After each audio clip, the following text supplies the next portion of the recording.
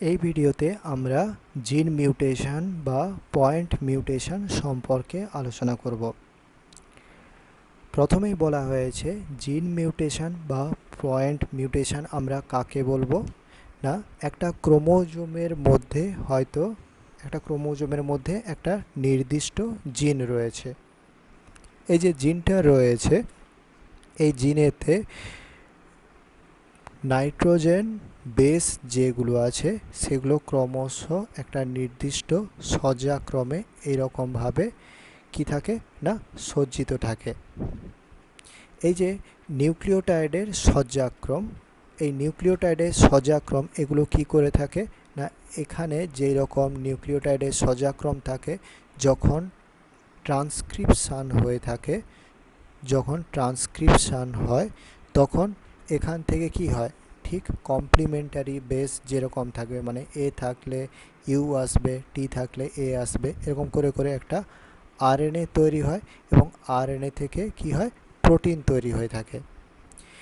জিন মিউটেশনের ক্ষেত্রে এই যে নাইট্রোজেন বেসের সজ্জাগুলো আছে এইগুলোতে কিছু পরিবর্তন ঘটে, ফলে কি হয় যে আরএনএ তৈরি হয়, সেখানেও কিছু না কিছু চেঞ্জ থাকে, ফলে আলটিমেটলি যে প্রোটিনটা তৈরি হয় তার মধ্যেও অনেক কিছু পরিবর্তন থাকে বা প্রোটিনটা তৈরিই হয় না, মানে প্রোটিনের মধ্যে যে অ্যামাইনো অ্যাসিডের সজ্জা বিন্যাস আছে তার পরিবর্তন ঘটতে পারে বা প্রোটিনটা তৈরি নাও হতে পারে।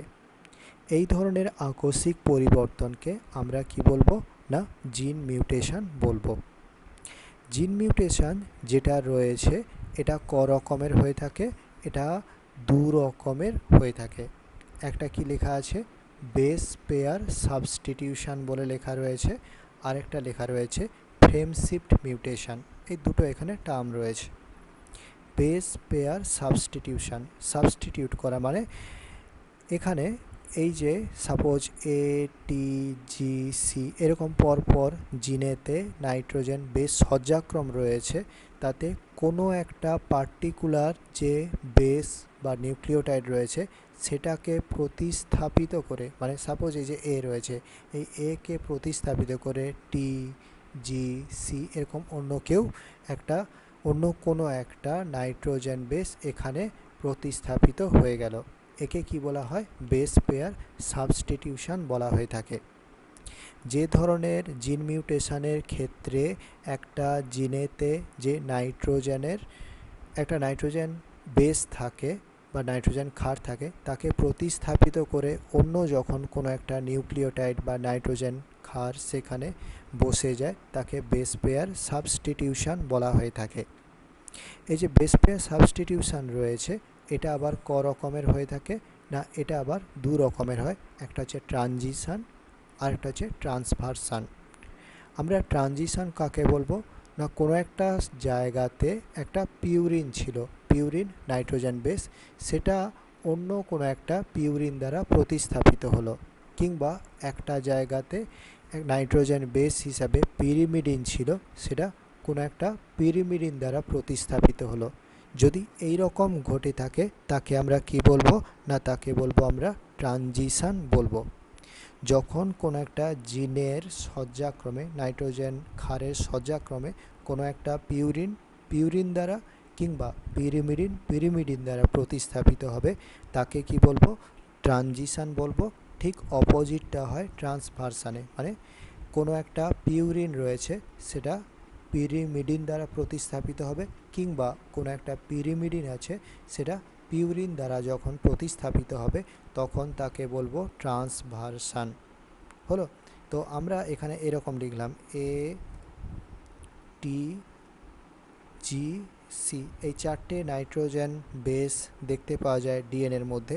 ট্রানজিশান ক রকম হতে পারে না, ট্রানজিশান হতে পারে পিউরিনের জায়গায় পিউরিন আসবে, মানে এ জি দ্বারা প্রতিস্থাপিত হতে পারে, কিংবা জি এ দ্বারা প্রতিস্থাপিত হতে পারে, কিংবা টি সি দ্বারা প্রতিস্থাপিত হতে পারে, কিংবা সি টি দ্বারা প্রতিস্থাপিত হতে পারে। অর্থাৎ এই যে ট্রানজিশান রয়েছে এটা ক রকমের হয়, এটা চার রকমের হয়ে থাকে।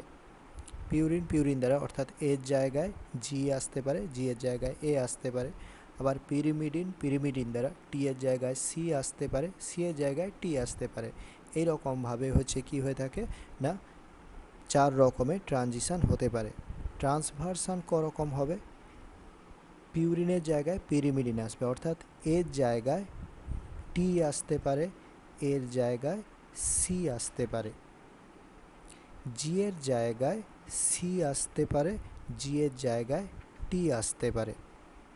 আবার অপোজিটটাও হতে পারে, টি এর জায়গায় এ আসতে পারে, টি এর জায়গায় জি আসতে পারে, সি এর জায়গায় এ আসতে পারে, সি এর জায়গায় জি আসতে পারে।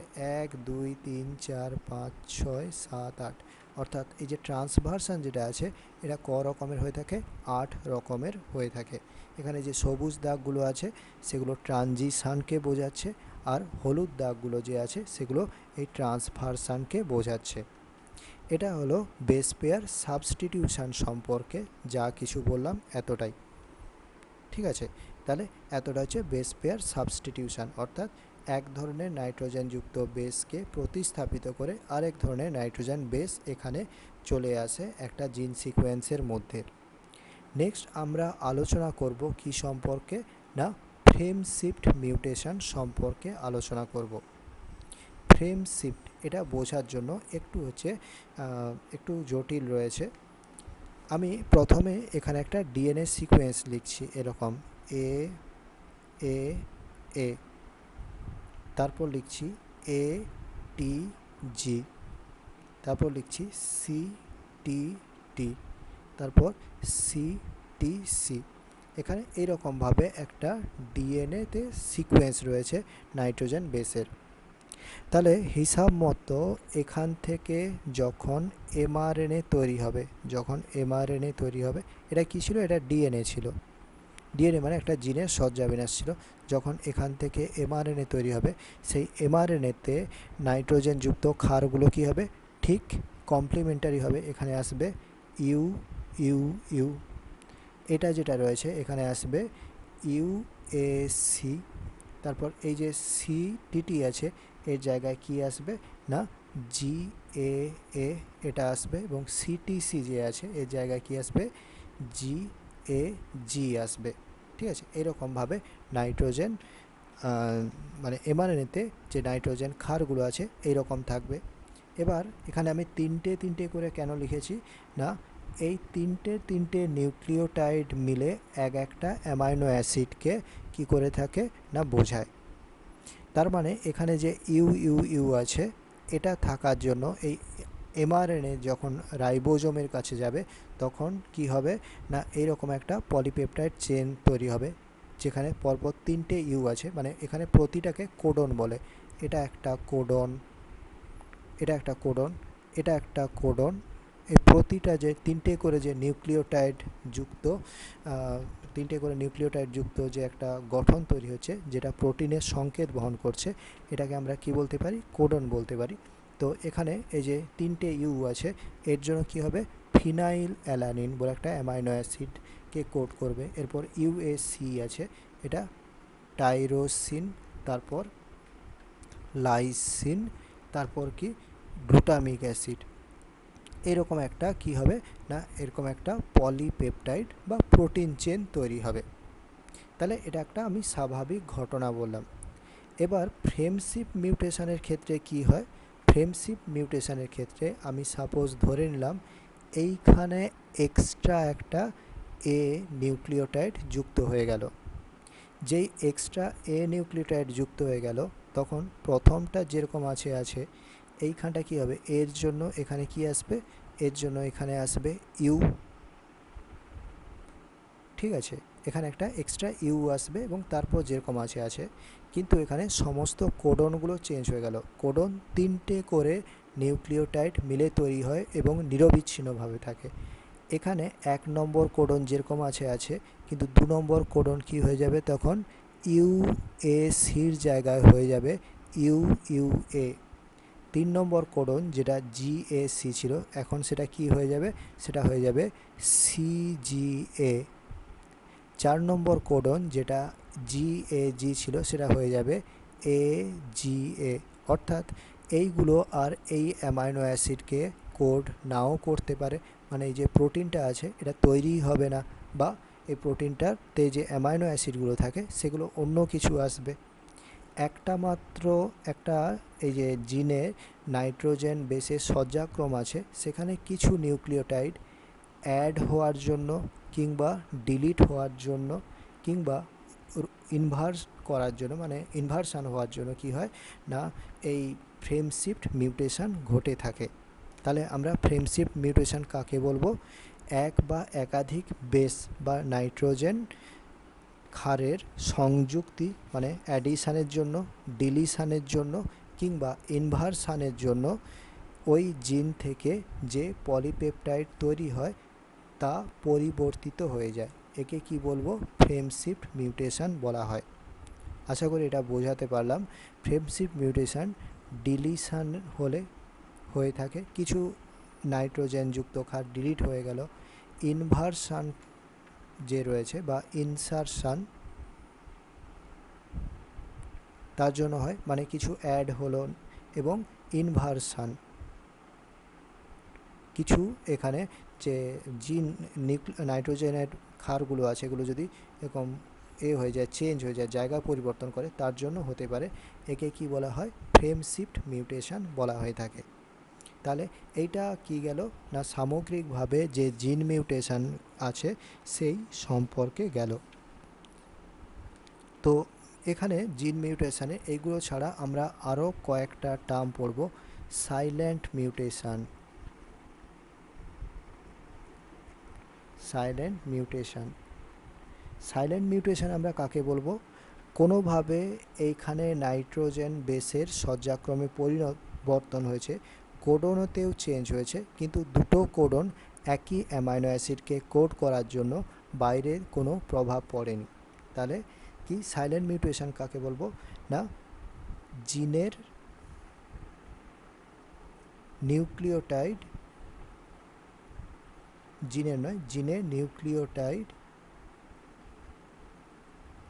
পরিবর্তিত হলেও নতুন সৃষ্ট কোডন একই অ্যামাইনো অ্যাসিডকে কোড করলে মিউটেশনের বহিঃপ্রকাশ ঘটে না।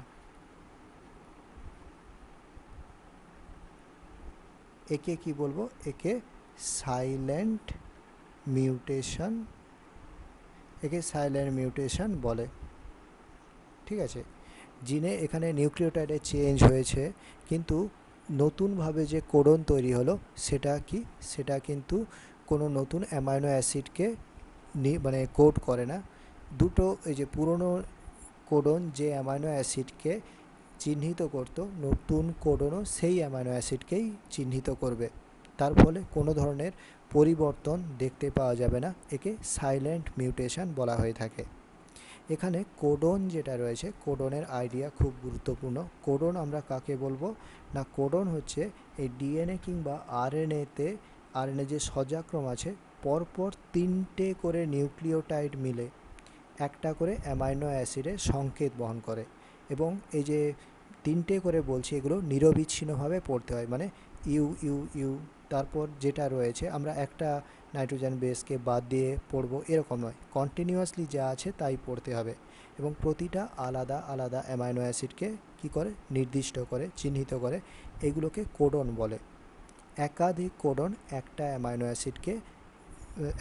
অ্যামাইনো অ্যাসিডের সংকেত বহন করতেই পারে, বা একটা অ্যামাইনো অ্যাসিডের একাধিক কোডন থাকতেই পারে। ঠিক আছে, তো এটা জিন মিউটেশন সম্পর্কে যাবতীয় তথ্য।